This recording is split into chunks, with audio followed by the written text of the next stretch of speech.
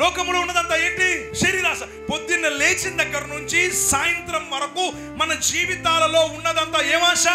మనం చాలా జాగ్రత్తగా ఆలోచన చేస్తే ఒక భౌతిక గాయం గురించి మనం మాట్లాడుకోవడం లేదు.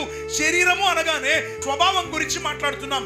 ఈ స్వభావం ఎందుకు ఇలా మారిపోయింది అంటే, ఏదేను తోటలో ఆదాము పాపం చేసిన తర్వాత బైబిల్ ఏం చెప్పింది అంటే, రోమా 5:12 ప్రకారం ఒక మనుషుని ద్వారా పాపమును, పాపము ద్వారా మరణమును లోకములోనికి ఎలాగూ ప్రవేశించిందో, మనుషులందరూ పాపం చేశారు కనుక మరణం అందరికీ సంప్రాప్తమాయెను.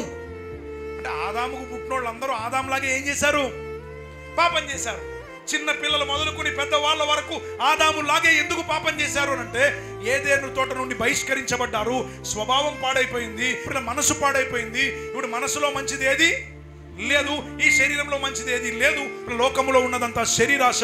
వీళ్ళు శరీరాన్ని సంతోషపెట్టడానికే బ్రతకగలుగుతారు తప్ప అంతకు మించి బ్రతకలేరు. ఒక మనుషుని ద్వారా పాపం, పాపం ద్వారా మరణం లోకంలోకి ఎలాగైతే వచ్చిందో, మనుషులందరూ పాపం చేశారు కాబట్టి మరణం అందరి మీదకి వచ్చింది.